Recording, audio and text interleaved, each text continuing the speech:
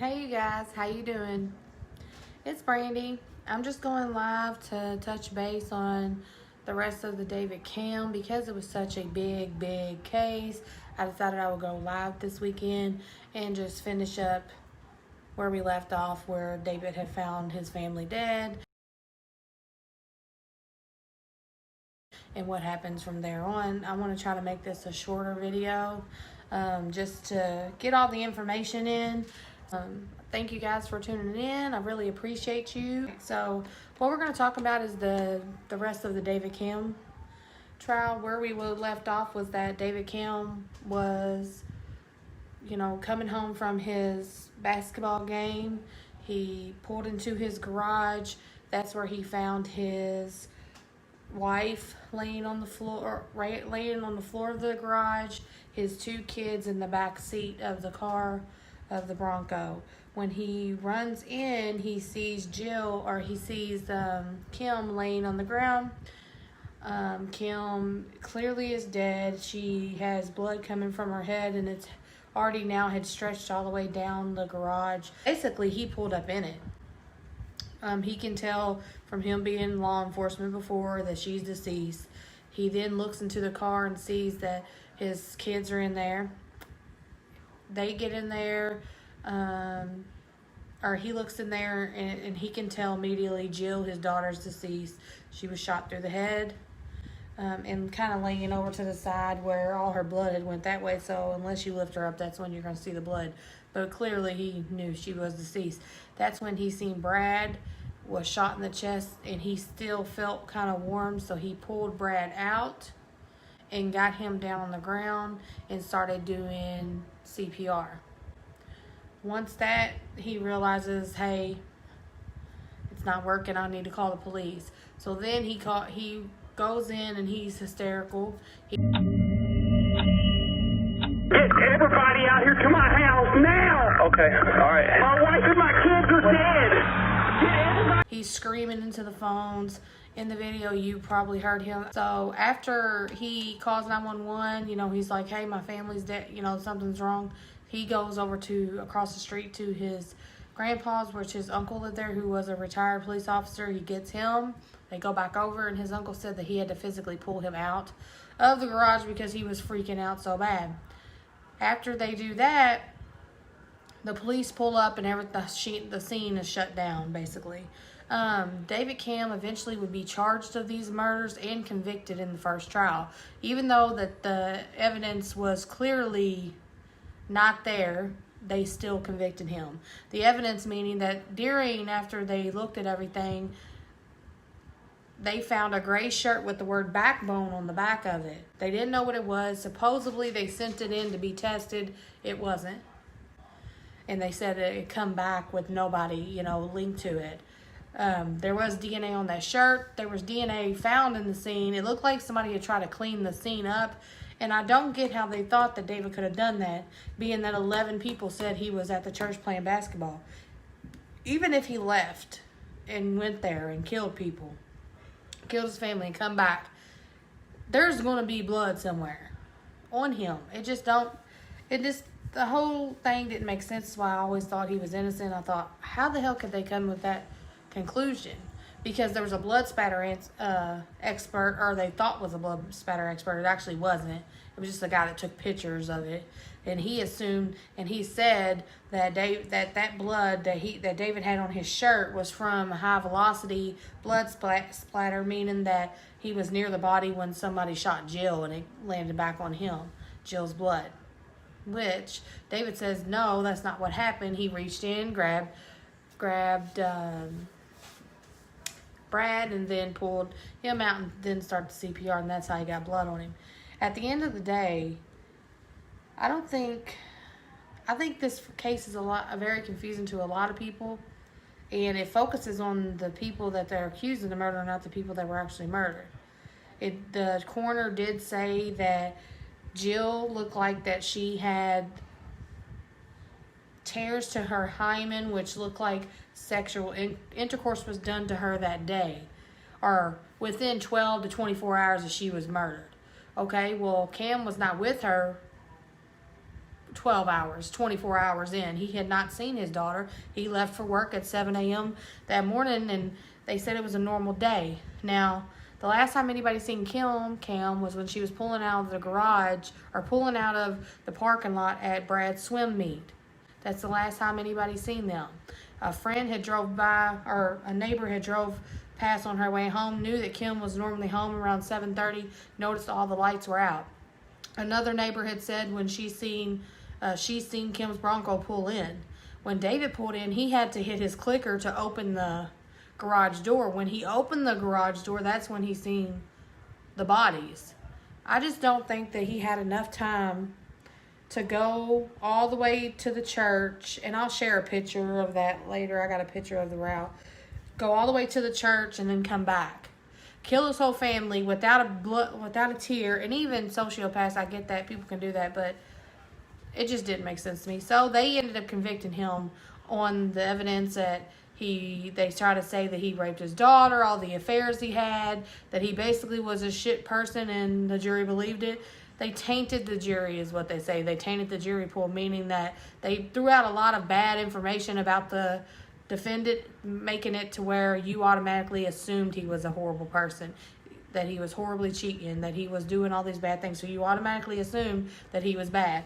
So boom, first trial, he's guilty, gets sentenced to 200-something years in prison. Okay? And this whole time he's still saying, I'm innocent, I didn't do this, you got the wrong person, do something, do something.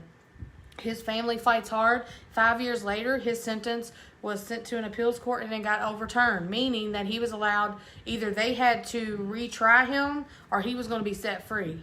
Well, a new prosecuting attorney, because the last one was Faith, a new one called Henderson, and he just died recently. It was all over the news. Keith Henderson was the one that tried, was like, you know what, we'll look at all the evidence, we'll be right and we'll treat all that, correctly. So he went through, Keith Henderson went through all the stuff, and he had to physically go and try the DNA on the sweatshirt again. Even though somebody said it wasn't that, he went ahead and tried it again.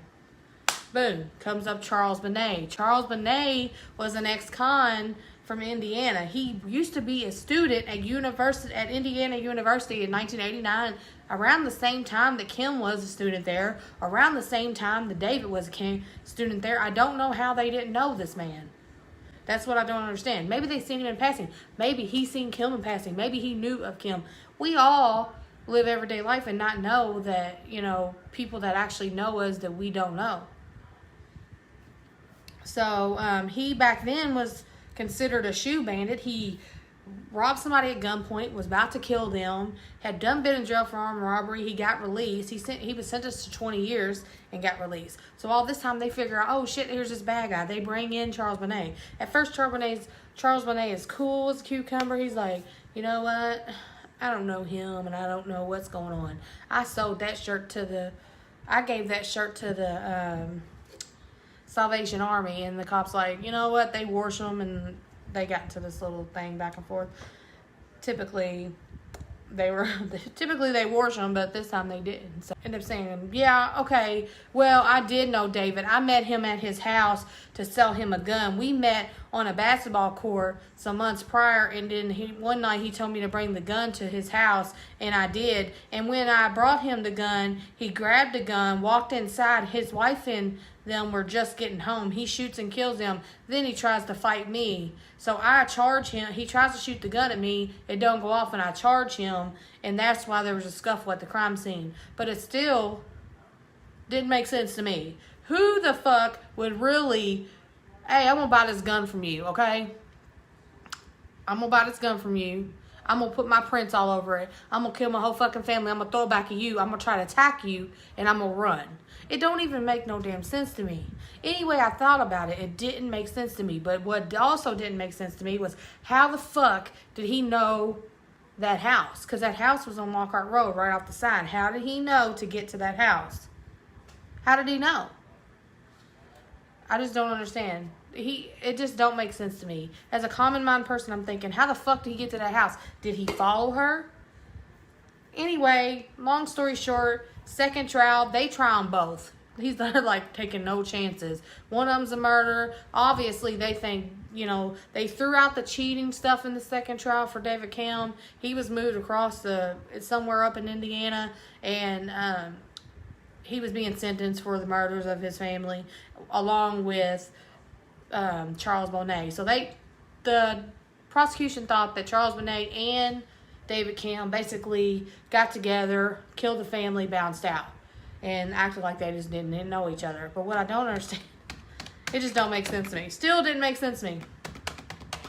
So then they both get tried. Charles Boney gets 225 years. This time, second trial, David gets David gets life. So boom, he's still, I'm innocent, I didn't do it, this is a fucking mix-up. You know, he's on the news, he's saying shit all the time. There's a lot of 48-hour videos. You can go on YouTube and find out. There's so many people that did this case. You can go watch every little incident. And each one, I found myself intrigued by each one because each one had a different story, but the same way, with different pictures. So I was able to get a lot of pictures from that. So it worked out pretty well. Come the third trial, I think was in 2013.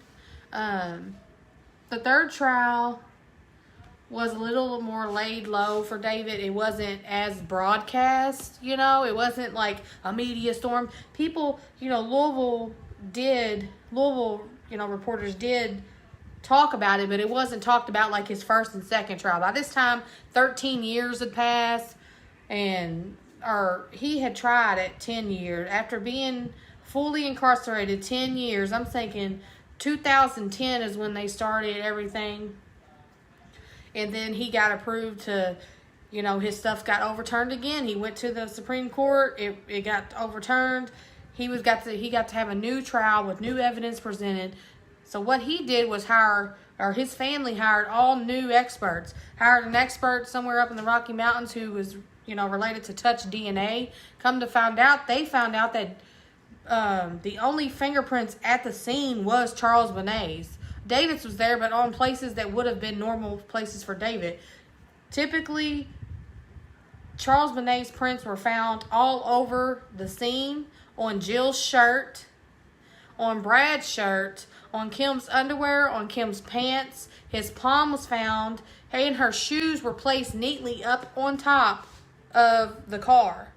So mind you, let's flash back. Charles Boney had already been convicted, and he was called the Shoe Bandit. He had a foot fetish, and also Camm's feet had bruises all over them. So we don't know what happened. We don't know.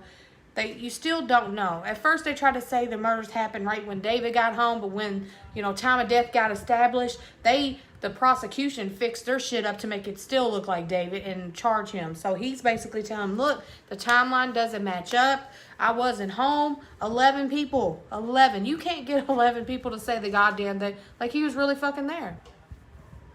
So I just got curious and wanted to know what your guys' thoughts were on this case. Eventually, this third trial, he gets acquitted of all of the charges. He is out. He's free. After 13 years in prison and being wrongfully accused of killing his family, the court says, basically, if you plan to ever charge him again, you better bring it with brand new evidence for everything, because I'm turning over all this. The judge was pissed. Like, there's no way this man should have been in prison. He didn't kill his family. It was biased, blah, blah, blah. So on, regular life. But still, you know, the Wren family still believed David Camm had something to do with it. The Wren family still believes David Camm killed, you know, their daughter and grandkids. A lot of people split. They don't know what happened. Some people think that Charles Boney did it. Some people think that it was a chance. My opinion on it, and stay with me here, I believe that maybe from afar, he knew of her. Maybe seen her around Indiana University. Maybe seen David Camm around Indiana University. As small town as New Albany is and as big named as they were, I believe that he knew of them. They didn't know of him. I believe that he knew of them.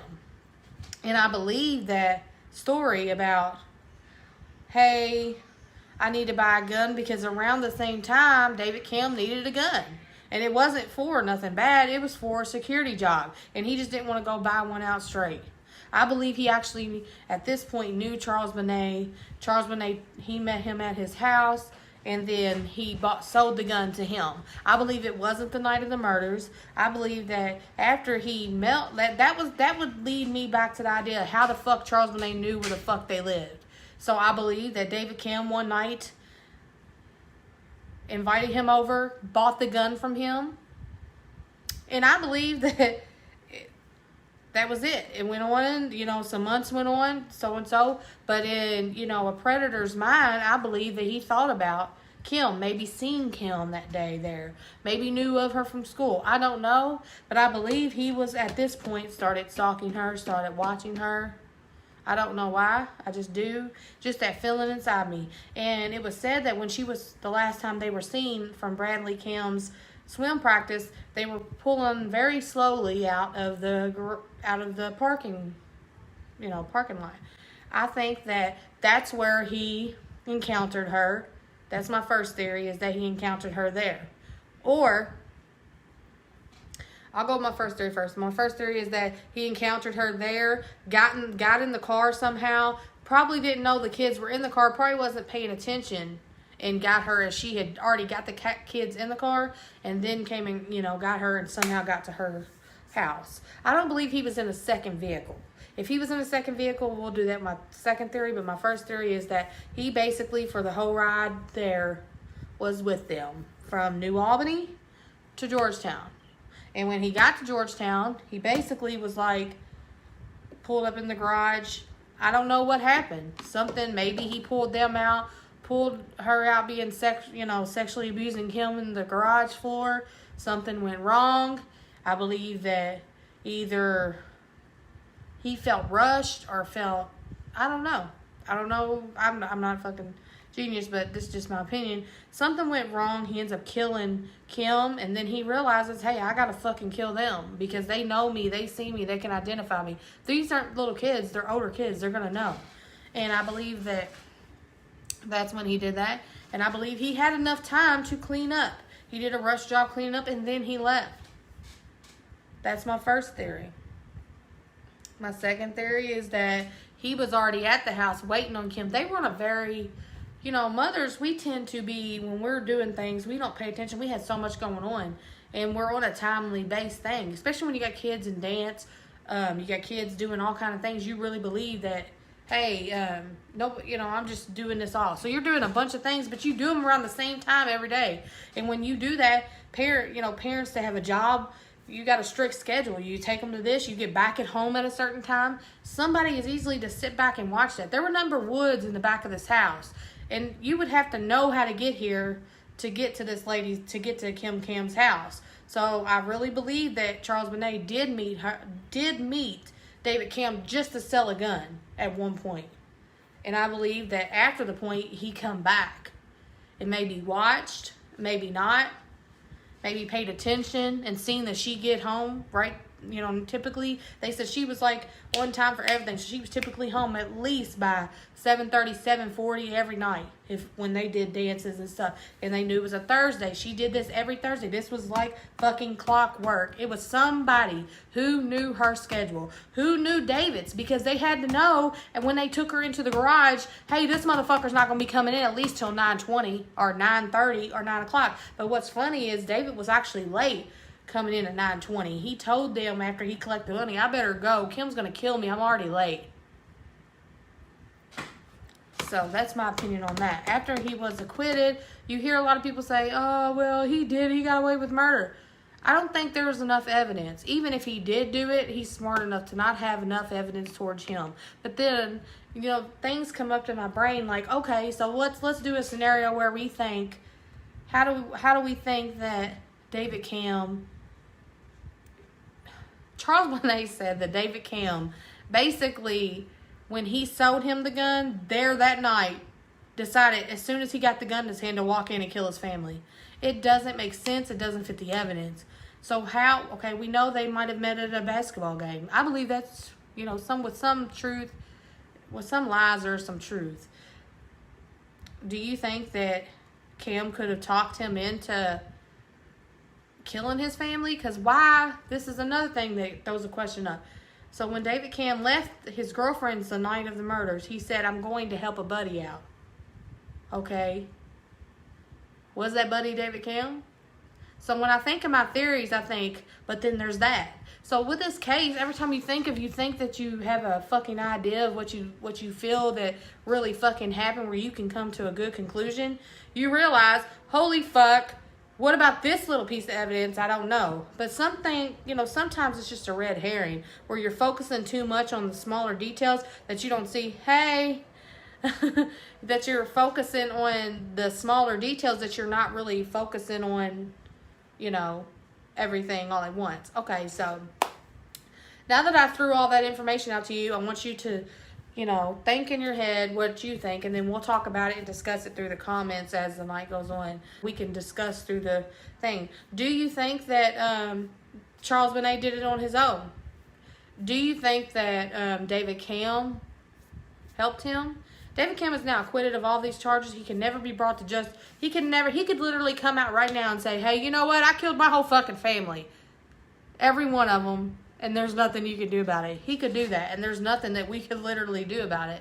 I don't think there is legally. So, my question is, do you think that David Camm was involved? Or do you honestly think that he wanted to do some shitty shit, but he's just a victim in this as everybody else? I want y'all to think about that. But also remember that Camm basically, or Kim Camm basically had bruising on her feet. Her shoes were on top of the Bronco, facing north or facing out. Kim had her pants off, her underwear down somewhat. The kids were killed in the back seat of the car. Seatbelts still on, everything. So, I can't imagine what the hell they were going through if, say, Charles Boney was in the car, or if Charles Boney... What I don't get is he had to be in the car with them. Because how did he get in the garage if she just pulled in? Maybe he walked up behind him and then got her that way. It could go either way. Either way, somehow he made his way into the garage, got her out of the car. The kids stayed in the car. Maybe she said, stay right here. Don't move. Don't leave. Stay right here. I'm going to talk to this guy. She gets out. He starts to sexually assault her or do whatever he thought he was going to do. Something went terribly wrong, and I think that he shot her. But this is my question, and I couldn't find any of this. If you guys can find it, then that's fine. Where was she shot at? Was she shot standing up? Was she shot sitting down?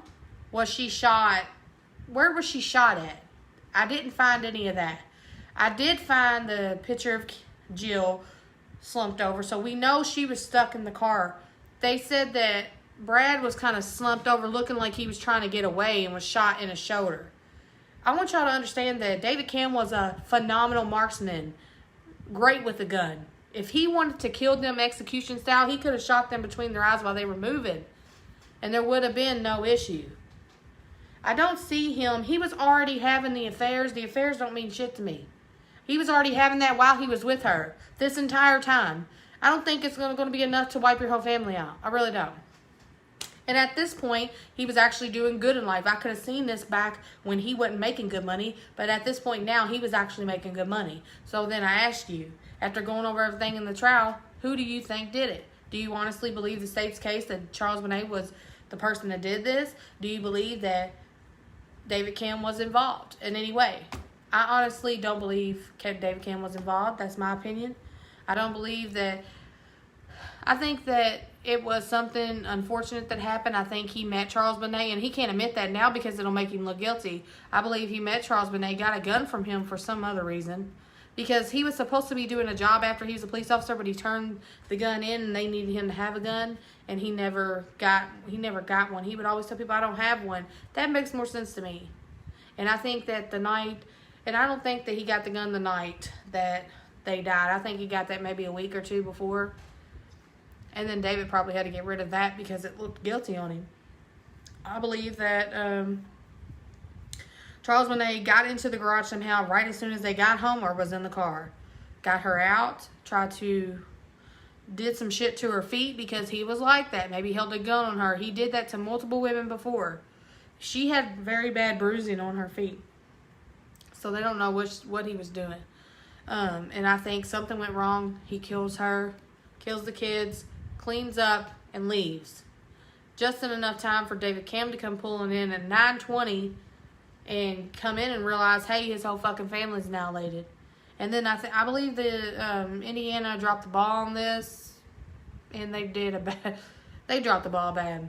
But also, here's this: we do know that Jill Camm was molested, or raped, or fucked with, and they're saying that it happened that night that Charles Boney did that. I don't know. I believe maybe she was being molested by a family member. I believe she was being molested by a family member, and it just so happened to coincide when she died, so it looked like that. That's how I feel. I don't think David was molesting her. I don't think he had anything to do with it, just being there and being a father. I don't believe Kim knew anything about it. I don't believe that she was cheating and this was something else. I don't believe any of that. I gave my beliefs on it, but I'd like you to give me yours. So let me know in the comments how you feel about the case and how you think that what happened.